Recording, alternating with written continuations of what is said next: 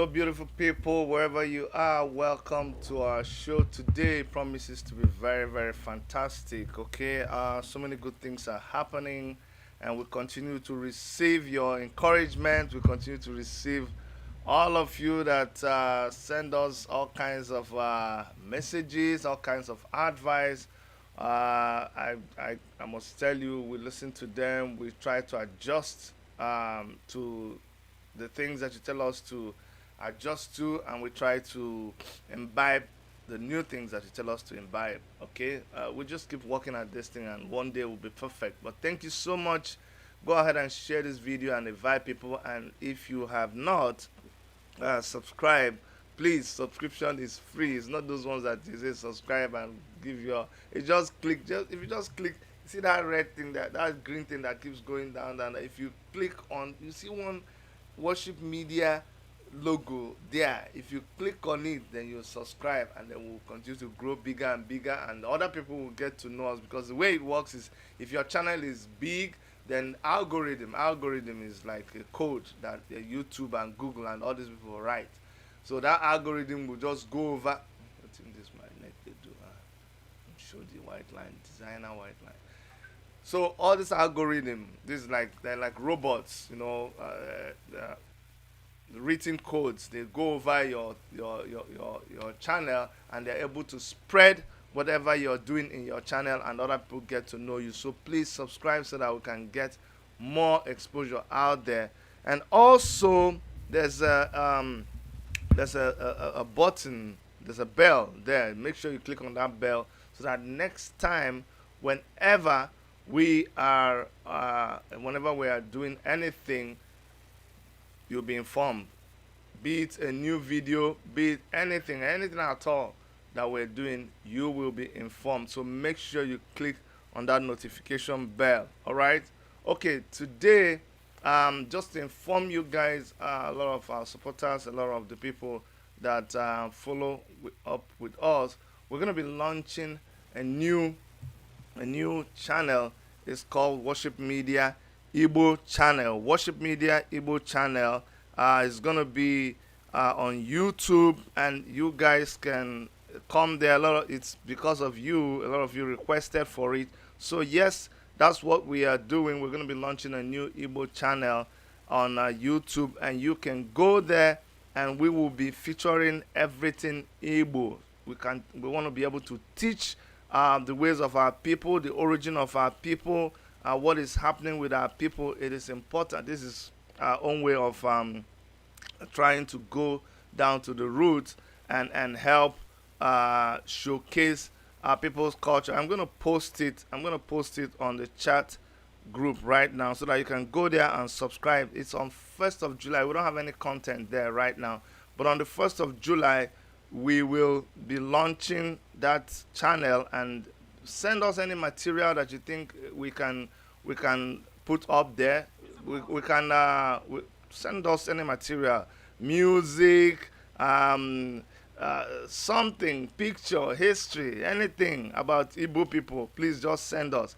If you look in the chat room, you will see that I posted a link. That is the link that we're going to be that's the link to the new station. So on the 1st of July, we're going to be launching that Igbo channel, and this channel will focus on what is going on in Africa, and many times we'll zoom into what's happening in Nigeria and in Biafra land and any other place in Africa that people are being oppressed. That's what we really stand for. But today we are starting on a place that we like to talk about. Today we are starting by talking about Africa. You see, I woke up just thinking Africa. A little bit frustrated, but just wondering what it would be if Africans just took their rightful place. Rightful place is, I've been reading so many I'm reading so many history publications about Africa, about slavery, about our origin. And the more I read these things, the more it just it fills you with mixed emotions. Okay, it fills you with emotions of anger. It fills you with emotions of pride and so many other kinds of emotions. But you see, I saw the picture that you see on your screen right now. I saw it somewhere, and it was really it hit me. Why did it hit me? It hit me because it said clearly that, look, it is Africa that it's the world that needs Africa and not the other way around. And I said, yes, that is true, because Africa has got everything that the world needs now. I'm like, so why have we always got it wrong? Why do we always make it look like it is Africa that needs the world? It's not true. It is the world that needs Africa. Honestly, I'm like, damn it. So why is it that Africa just turns itself into a beggarly people, always looking for one kind of assistance or the other from United Nations, from U.S. aid, from this, from that. It is just so annoying, and that's why a lot of us, always revere Bob Marley, and his song where he says, "Emancipate yourself from mental slavery. None but ourselves can free our minds." Do you understand that? So you have to be able to emancipate yourself from that mental slavery. That slavery that makes you think that, oh, you must depend on somebody. It's only when somebody says you're this that you're that. It's so amusing. It is so pathetic. Okay? So that's where we're starting today. A lot of us, you must know. If you didn't know before, then let someone teach you. Let someone show you that, yes, you are a great people. You are a great nation. You actually need the world. The world doesn't need you. I'm going to put that picture just beside me, so it sends the message home, so we really understand what we are talking about. It's amazing. Isn't it amazing? Do you feel what I'm feeling when you look at that map? This is like a map of the resources that are in Africa. I'm gonna pull the map in again so we can look at it as I talk to you. I want you to just look at it. Look at it. Just see what we have in Africa. Look at that. Oh, okay. Sorry, you're not seeing it yet. Look at all of that. Just look at just look at that. Isn't it mind blowing? We have petroleum and natural resources. We have petroleum and natural gas. We have iron ore. We have cotton. We have uranium. We have oil. We have gold. We have coffee. We have tea. We have diamonds. We have crude oil. We have we have we have cocoa, the chocolate that the whole world is dying and rolling over, and it's from Africa. Coffee is from Africa. We are the richest nation. We are the richest continent in the whole world. But guess what?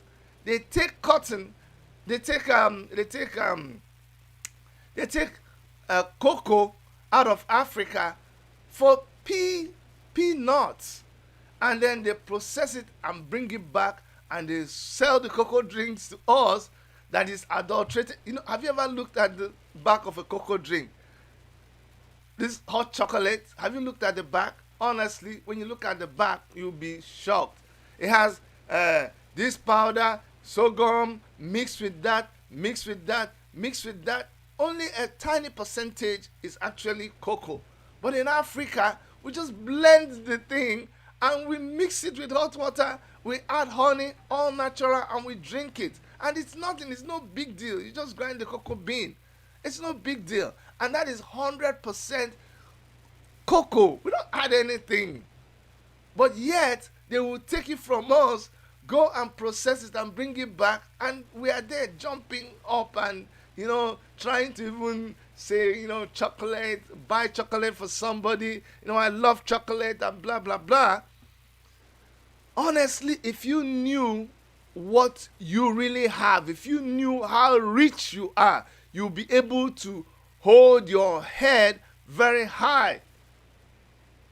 I was reading the history of emancipation proclamation and all that, and the states of the south of the southern states of America, and the abolition of slave trade, abolition of slavery, sorry, in America.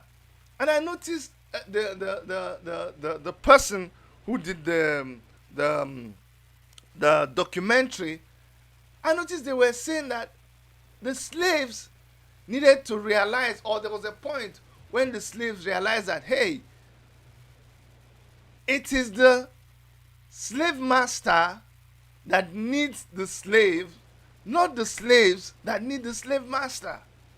Because the slave owner, the plantation owner, is nothing without the slaves.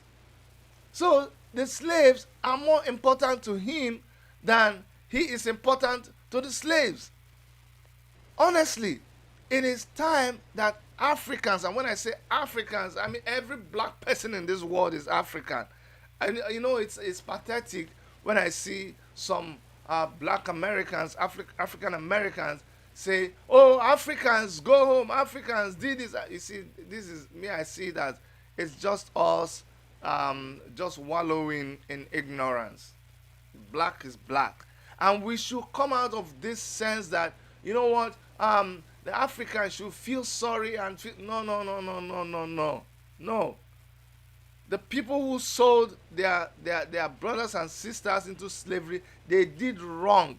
They were equally as wrong as the white people who were involved in the slave trade. But listen to me, please.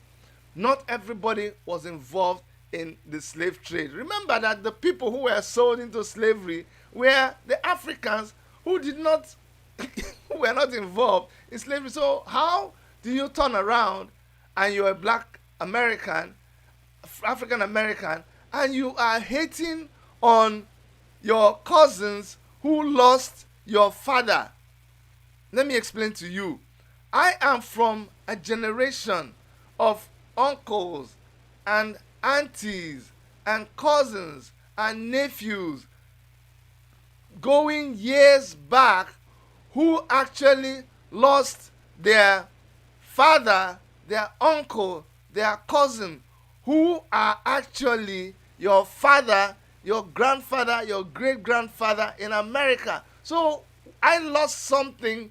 You are angry over your experience, but don't just wake up and hold it against me. No, that would be us driving the nail deeper into our bodies. No, we are suffering from this. I, from Africa, I became underdeveloped because of the effects of slavery. Hundreds, thousands, millions of our people were taken away from Africa. A village suddenly woke up and there were no fathers.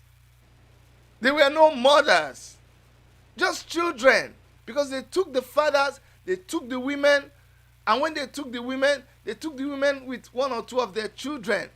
But the children were not as strong enough to survive the rigorous trip lying down in those slave ships back to America or to some other foreign land. So they took, and guess who they took? They took the able-bodied men and women. They took our warriors. They took the strong men. We didn't need any medicine. We didn't need any vaccines. We didn't need microwave. We were just okay. It wasn't any multivitamins. It wasn't any gymnasium that made us as strong, tall, dark, powerful, that when the white man came and saw us, he just had to drag us because he had his gun. Because he had his gun, he had to drag us and enslave us and take us to a foreign land to go and work in his farms and work in his factories and make his money. So guess what? We are that powerful that the wealth of America was actually created off of the back of the slaves. It was this. I've been reading a lot of this thing, and I know much more than I know before. And there's no other person to drive this point home when we're addressing our fellow Africans. Especially, my focus is on our fellow Africans who are right inside Africa. Because the Americans have done something for themselves. The Americans have fought, and the Americans are getting some recognition. Things are changing in America. Yes, things are changing. But my concern is with the African who is right now in Africa and doesn't really know what they are supposed to be doing.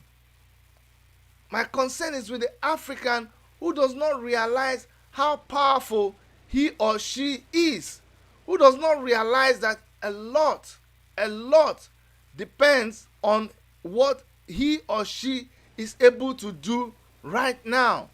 I had this lady from it's from a YouTube. It's a YouTube. I'm gonna go to Sahara Reporters TV, their YouTube channel. I'm going to share a piece of a video on that channel. It's a lady who, you see, when I listen to this lady, I now begin to understand people like Nnamdi Kanu. I think it's a form of art, okay? When you are in a dire situation and you think that the normal way of doing things will not cut it anymore, you sometimes resort to very crazy, harsh language to be able to drive your point home. I'm telling you, if you listen to this lady from beginning to end, most of you cannot tolerate her. So I'm going to save you that problem, because I know most of you, when you come and you listen to Nnamdi Kanu's broadcast, you're like, I can't listen to this, that. When you listen to people like this lady, you will understand that there are people who are so mad that they have lost all decency, that they don't care anymore. When they want to tell you something now, they tell it to you the way they feel. People like this lady, I need you to listen to her message to Africans that, hey, you guys, it's time for you to get up from your lazy butts and do what you're supposed to do. Please forgive my French. Honestly, I'm going to play her now. So you all just listen and hear what she has to say. And then I'll come back and we will talk more. Okay, I got the volume up here. Sucked and siphoned from the country enough. Then they started implanting the leaders that they wanted, who would fulfill their white supremacist agenda. And so now you have government officials who don't give a good goddamn about the average Nigerian, because they take their money and they put their money abroad and they leave you there without lights 24 hours a goddamn day. Meanwhile, they got lights. I've been to Banana Island. I see what rich Nigerians live like. Speaking of which, if I were to come to Nigeria with my American mindset, I would be rich in Nigeria, because I'm not from Nigeria and I don't have the same type of indoctrination that Nigerians have. So when you start trying to say that you will come over to America and do all this, that, and bravo, because you've been trained in a different way. If I went to listen, I was in Nigeria 3 weeks before I made it over to Banana Island. And when I spoke to one of my Nigerian friends, I didn't realize how difficult of a thing that is for the average Nigerian. So don't sit there and start talking about how you would do so much different. If anything, this is the time right now that we need to come together. Instead of being in your colonial programming and mindset, instead of that. Release those shackles. Release those shackles and realize that what African Americans are doing and have done in this country is remarkable. It is revolutionary. We have changed this world, goddammit, because if it wasn't for African Americans, black people would still be in the goddamn zoo. No. So no, don't sit over there in some foreign land talking about what it is that you would do in America, because if you were born on this land entrenched in the funk and the foulness that exists on this land, you would be just as mentally enslaved, just as mentally entrained as the people who are here. So don't think that because your trauma is different than ours, that there's something better about your trauma. Because if anything, just the mere fact that you even dream, that you salivate of going to another land, shows and tells that there's something going on yours that needs to be fixed. So rather than going off and talking about all of the things that you would do in America, please do them in Nigeria. Fix your government. Rise up. Do whatever it is that you need to do on your land. Listen, we talked about this when I was in Nigeria. Monthly salary. What was the monthly salary when we talked? $150 per month? 150 US per month in Nigeria. I think the salary was $30 a week. I was at a hotel where I was spending $160 a day. That was half a month's pay for the man who took my money. Half a month's pay. This is not stuff that I am theorizing about. This is stuff that I have seen. So it's like, yes, people think that we complain and that we moan and bemoan. People think that we are dissatisfied and we're always complaining and we're harping and this, that, and the other. That's because there's inequality. That's because there is an infringing on human rights. That's because there's a disparity that exists in this land. And so we speak up about it and we let our voices be heard. Does it get annoying for people to have to hear you complain over and over again? I'm sure it does get annoying, but it gets stuff done. People over here talking about the riots. Oh, people are paying attention though, right? Because how many people will sit silently as people march peacefully, but start damaging some stuff, and then now all of a sudden ears perk up. It's on the main news. It's broadcasted worldwide. So yes, listen.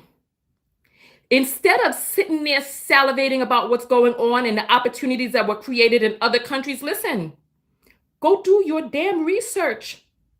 It wasn't but 55 years ago that we integrated. Black people and white people could not be in the same spaces. They had funky, wretched, unclean bathrooms for us. Hot ass, dirty ass, lead-filled water for us. Meanwhile, refrigerated water for the white people. Clean bathrooms for the white people. Police to serve the white people. I mean, you still see how they're calling the police on us because they know, oh yeah, if I call the police on your black ass, they're going to believe me and not you. So if left up to the devices of the average white supremacists in this country, there wouldn't be nothing for you to come over here for.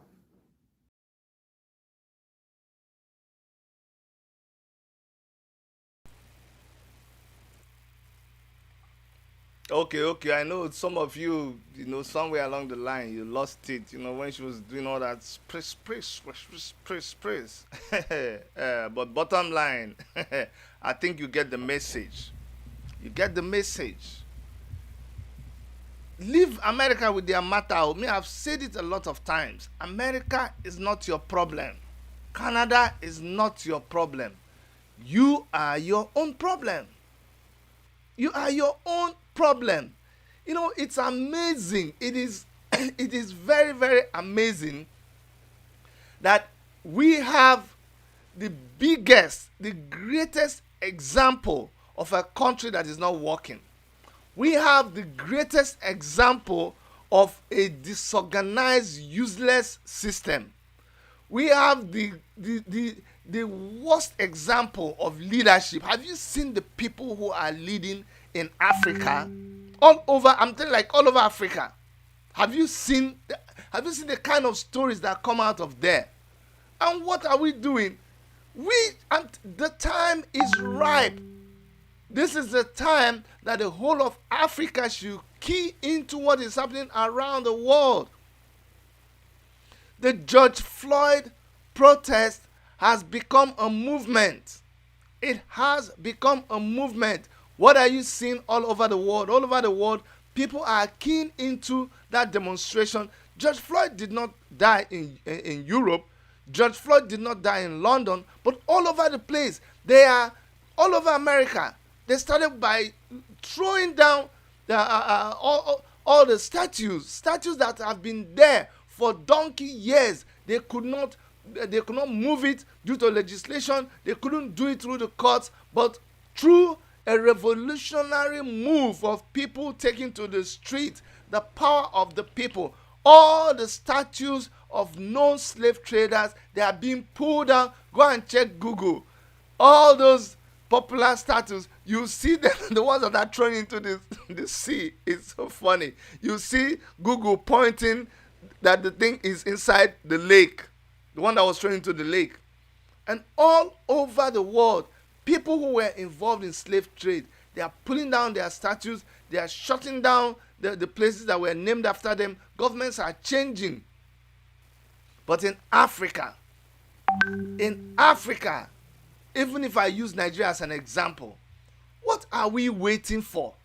We are waiting for people from the diaspora. You know, when I talk, they'll say, Chidi, I don't blame you. You are in Canada now. Come down and lead the protest. Come down and lead the protest. Okay, am I there? I'm not there now. I'm not there. I'm here.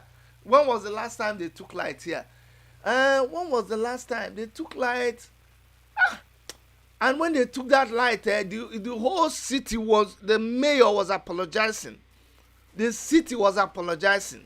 You know, like the governor coming to say, sorry, I'm so very, very sorry for the light that they took. This was way back, it's been like 5 years ago or so. There was a hurricane or something. No, it was water. There was a flooding downtown. I don't know how it happened. There was a short circuiting of the system, and they took light. And guess how long it lasted? I think it was like 5 minutes, and there was power. Maybe it was backup or that. But the mayor was apologizing for 5 minutes of power failure. And you're telling me that it's my wahala that they've not had light in Nigeria for how many? Okay, I agree. It was my wahala. I came back. I followed now.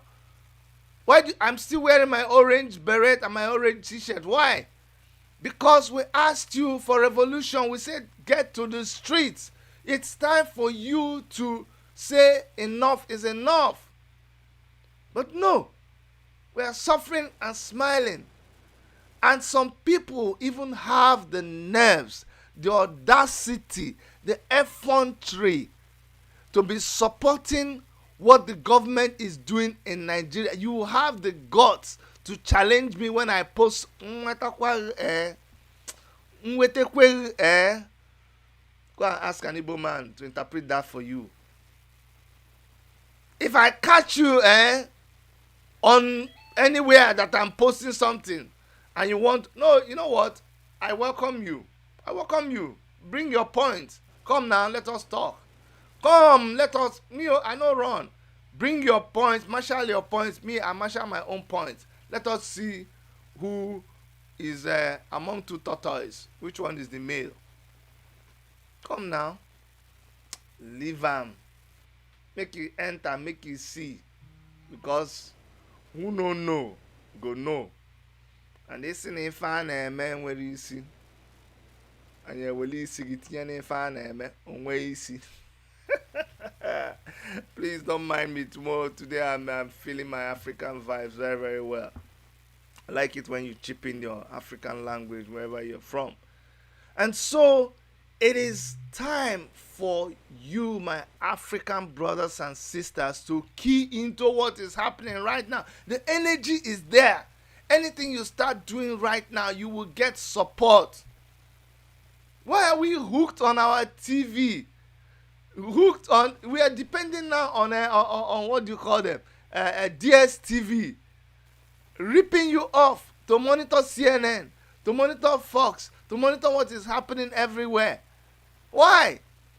You're looking at TV, buying generator to watch the TV when just outside your house, the gutter is full of dead rats, smelling, sticking, it's not moving.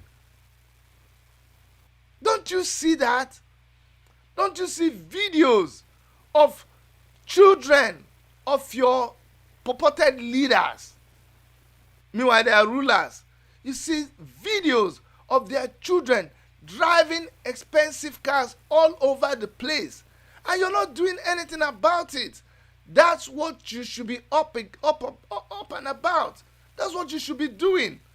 Honestly, they are not. You see, because they know that there's nothing you can do, they flout these videos all over the place.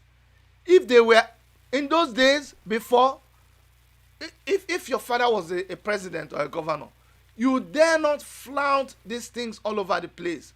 Your father will not even let you do that. For where? He will not, because he's a public servant. But now, it is the reverse is the case. Now, children of public office holders will flaunt cars, planes, online, and people will not do anything about it.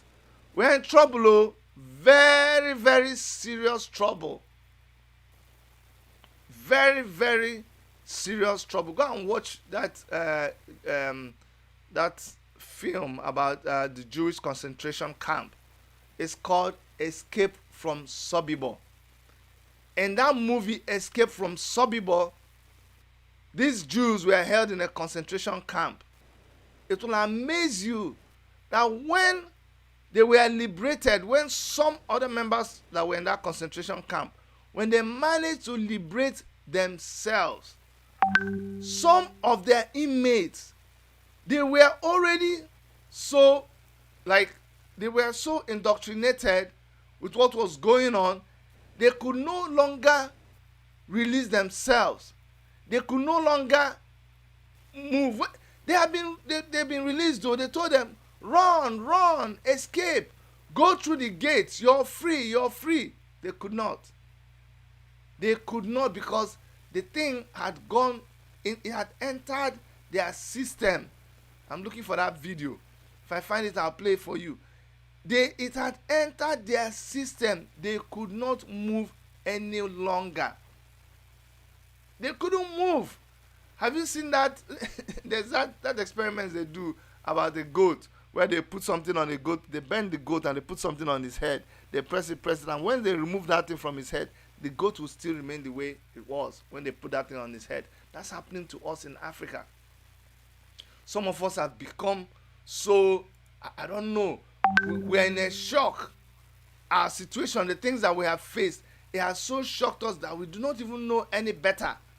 We can't free ourselves from where we are now. Very, very pathetic and very, very disturbing. But God help us. It is time we free ourselves from this bondage. If we do not free ourselves from this bondage, we are in very, very, very serious trouble. Very, very serious trouble. We need help.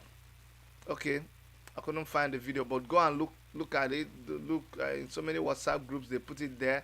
You'll find all these rich people, children just driving cars all over the place. They were spinning it around, showing all kinds of things all over the place. I thought I had the thing here. Okay, no problem. Let's talk about another thing. And that brings me finally to those people that say, in fact, there's one African country where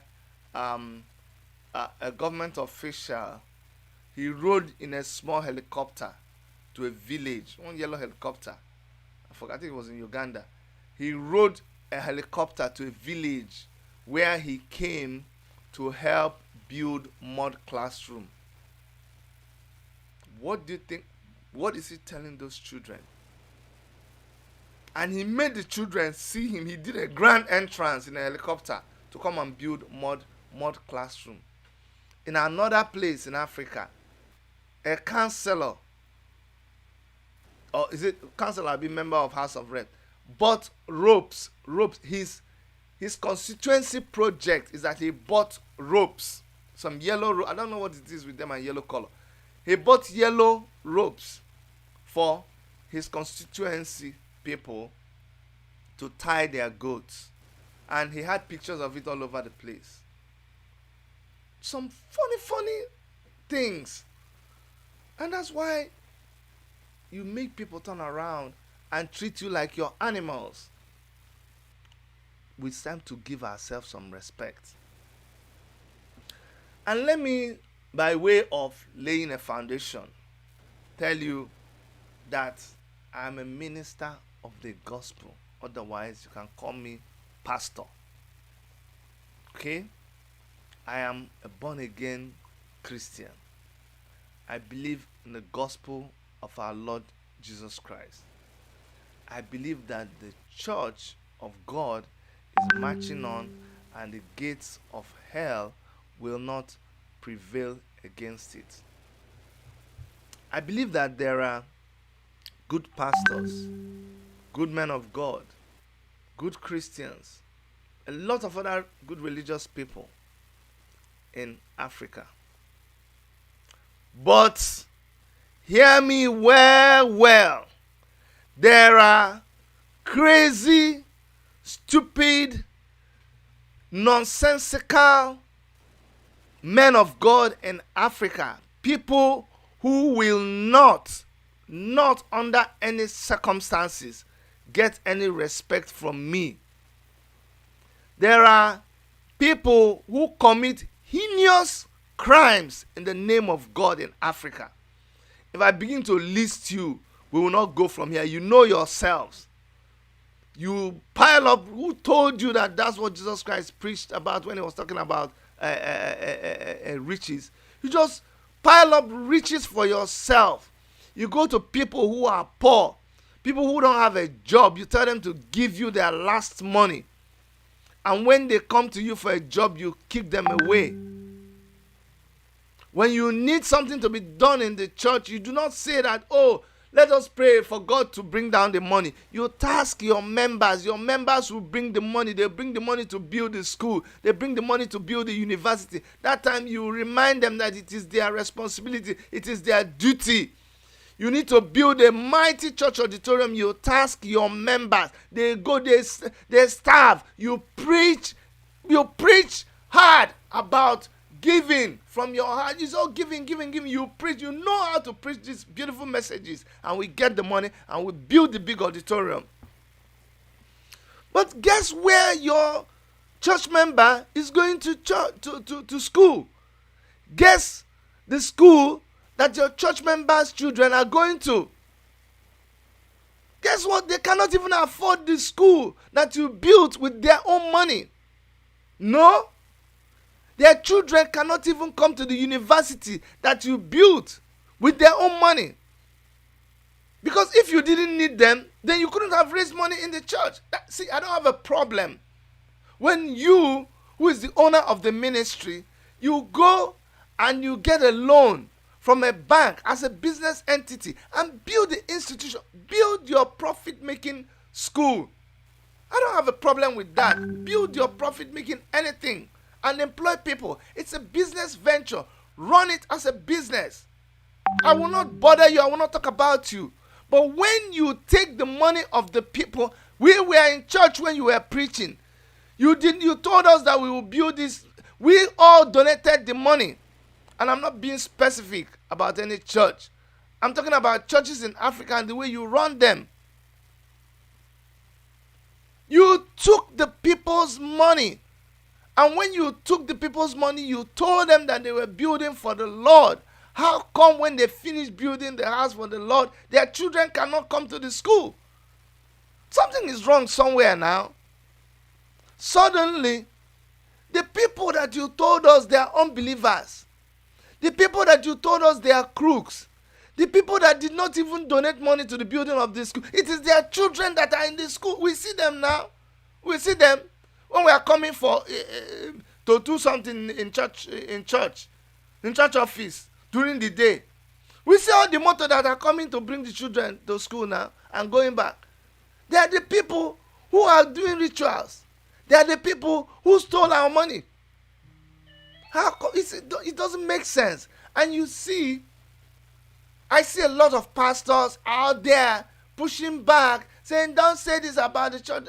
When Jesus Christ was here, Jesus Christ was not there defending the church. No. Jesus was actually reprimanding the people in the temple, the people in the house of God. He was reprimanding them. So if you know what's good for you, that's what you should be. Don't do the work of God for God. Leave God alone now. And now you go defend. No. Be about your business. Preach. I was responding to something on a pastor's Facebook page because he was writing about people who are saying things about the church and was trying to explain to us what the church, we know. Trust me. See all these people, we know about church. Where in Africa, we know about church more than the people that brought the church. Hey, trust. I live in Canada. I see how they do. They don't know how to do church here. We know about church more than the people that brought the church. So don't even come and explain church to us. But what I tried to write on that pastor's page is I said, Pastor, let's stop defending the church. We are supposed to be the light in a place that is dark. But you know our problem? We only stay in the light.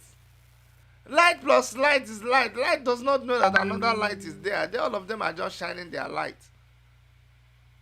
Meanwhile, there is darkness.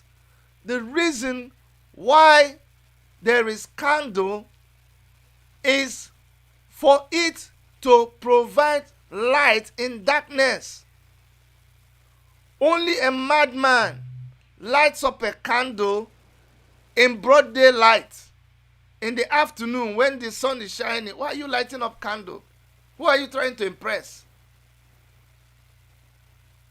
No, that is a waste of energy. Carry the candle. Hold on till you see darkness. Then you light up the candle. Then it is an amazement to darkness. Then it drives away darkness. So for some of our pastors, who you bother yourself about what they are talking about the church, the reason why they are saying these things about the church is because of you. Because you have abandoned your duty. Yes.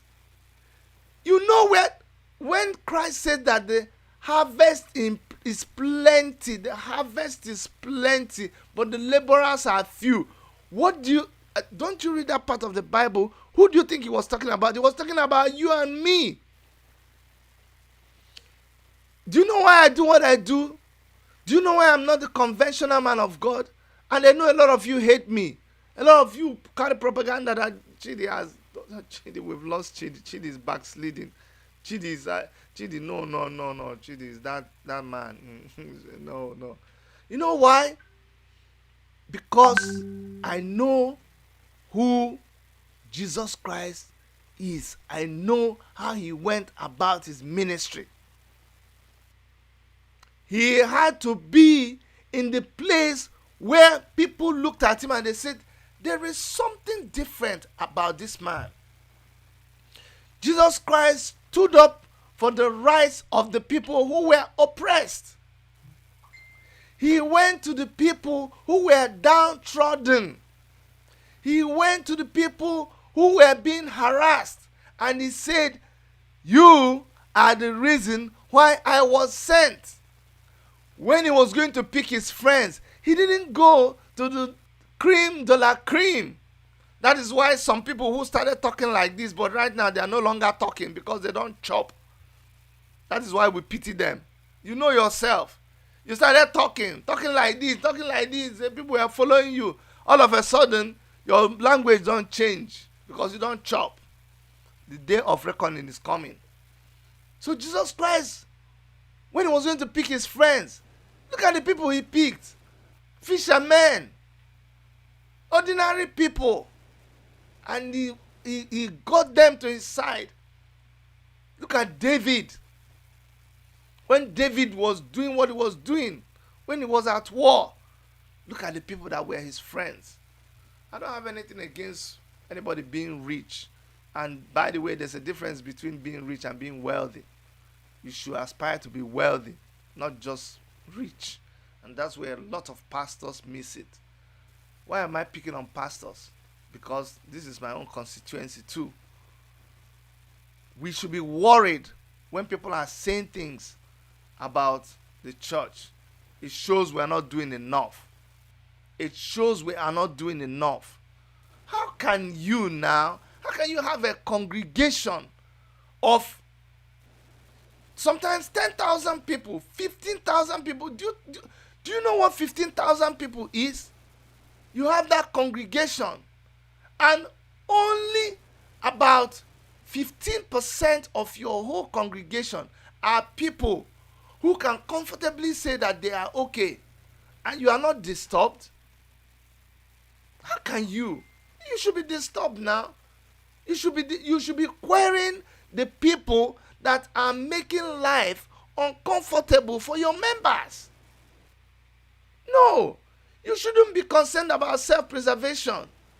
If you are still concerned about your life, about the torture you will get, about the things that will happen to you, if you're still concerned about that, then you are not ready for this pastoral work. You know, I try to balance things. When you do good, we praise you. When you do bad, we flog you. Some of you be surprised when I tell you that at the time, Apostle Johnson Suleiman stood up and faced the government in Nigeria, and that time we clap for him. But of course, when he messed up and started doing the thing that he wasn't supposed to do, of course we flogged him and we'll continue to flog him. So for the rest of you who are men of God, it doesn't mean we disrespect you. It doesn't mean people don't love you. It doesn't mean people won't look up to you. But they are calling you to rise up to the occasion. Stand up and defend them. You see all these things that we do in church. When we come to church, we clap our hands, we wear our beautiful clothes, we cry and we worship, and we do all that, and we say thank you, Pastor. God bless you, Pastor. It is well, and we put up our church face and speak all our, there's church syllab. What do they call it? There are things that there's a template for church. When you come to church, there's a syllabus that you use in church. There are the language that you speak in church. So that make you not come be like saying that for your house the poverty, cank, or now you they suffer pass. You just everybody ask you how far, and I say, it's well. God is good. Pastor. After all of those things, when we go home, we don't have food. We don't have a job. Police killed our brother and our sister. We are dying of illness. So many things are going on. We trek to church and we are trekking back. So it is time that we ask questions.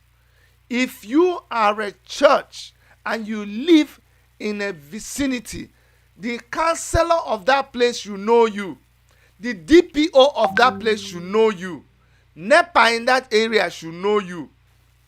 I'm telling you, works department in the area that your church exists, they should know you. I'm telling you. I'm not talking about you just building the road from the major road to your church, just so that people will continue to come, that the offering will continue to flow. No, I'm talking about holding the counselor, holding the member of House of Representatives to your area, holding them to ransom, so that they provide for your people that are in that area. Do that one now. See whether your people will continue to criticize you. So I just had to go that route to address my fellow men of God. and people who worry about what they are saying about the church, about Christianity. Though let them, if they're yabbing us, it's because we're not doing enough. And for those of you who are doing what you're supposed to be doing, I honor you. I praise what you're doing. I pray that God will continue to strengthen you. I pray that God will increase your ministry. I pray that God will give you wisdom to know how to navigate these trying times. It is not easy when you do your best and you're still bunched with the people who are not doing anything. I know there are very good churches. I came out of a very beautiful church in Nigeria. I came out of Family Worship Center. Everything I know about church, I learned it from Pastor Ina Legon Mako and Pastor Sarah Omako, and I'm very, very proud of that, my heritage, that my church heritage. But are they perfect? No. Are things perfect in that ministry? No. There is still room for improvement. But there are some ministries in Nigeria, in Africa, that bring shame to the body of Christ, that bring shame to what is being done in Africa, in Nigeria, and so many other places. The funny thing is that we have taken this thing out of Africa and we have exported it elsewhere. There is something that somebody had released some time ago. I was talking about that in Africa, why we export, in fact, it was using Nigeria. He said, when you go to South Africa, the biggest church brand in South Africa is Nigerian churches. When you come to Nigeria, the biggest business brand is from South Africa. And he made a comparison, many of them like this.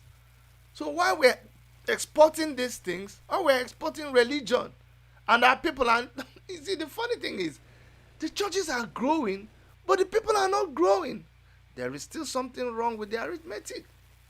Because if the church is progressing, if the church is really expanding, if wealth is created in the church, how come members of the church are not wealthy? So make we do what we supposed to do. And like I will always say, I'm sorry if I have robbed you the wrong way.